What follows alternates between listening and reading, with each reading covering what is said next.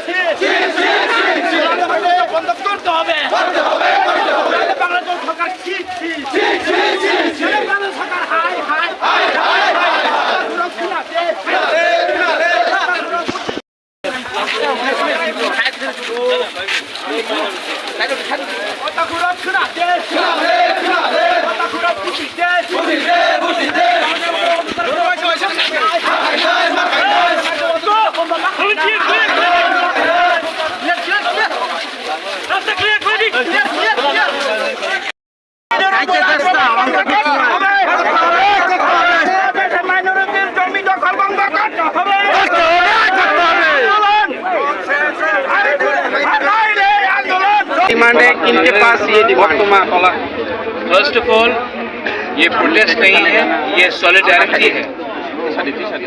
हमारे बांग्लादेश में माइनॉरिटीज़ हिंदू बंगाली हो, क्रिश्चियंस हो, हमारे बुद्धिस्ट हो, तिप्रासास हो, हमारे जो जनजाति लोग हैं, हम लोग सब बांग्लादेश में आज के दिन जब से शेख हसीना का सरकार हटा है, हमने देखा है सिस्टमैटिकली हमारे मंदिर, हमारे चर्चेस, हमारे पूजा घर, हमारे प्रॉपर्टीज़ के ऊपर हर दिन अटैक्स हो रहे हैं।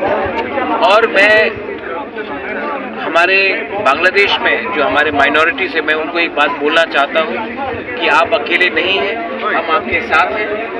और मैं गवर्नमेंट ऑफ इंडिया को भी अर्ज करना चाहता हूँ कि जो माइनॉरिटीज़ के साथ हिंदू बंगाली हो, हमारे त्रिपुरा के लोग हो, चकमा हो, मॉक हो, हमारे क्रिश्चियंस हो, उन सब का जो उनके ऊपर जो अत्याचार हो रहा है, उनका प्रॉपर्टी जलाया जा रहा है, उनके महिला को उठाया जा रहा है, ये सब गवर्नमेंट ऑफ इंडिया को इंटरनेशनल स्टेज में ले जाकर, यूनाइटेड नेशन में ले जाकर बांग्लादेश को एक्सपोज करना चाहिए और उनके ऊपर प्रेशर डालना चाहिए, क्योंकि वो अपने देश में अपने माइनॉरिटीज़ को रक्षा नहीं दे पा रहे। ये पहली बार नहीं हुआ है, ये 1940 में हुआ जब इंडिया का विभाजन हो रहा था, 50s में हुआ, 60s में हुआ, 70s में हुआ, 80s में हुआ, 90s में हुआ, कुमिल्ला में हुआ, नोआखाली में हुआ, ब्राह्मणबाड़ी में हुआ, कप्ताई में हुआ, खागड़ाछड़ी में हुआ।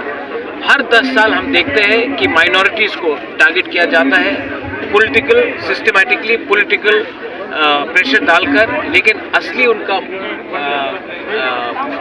मकसद है कि हमारे लोगों का प्रॉपर्टीज छीना जाए, हमें अपने ही ज़मीन से बाहर कर दिया जाए।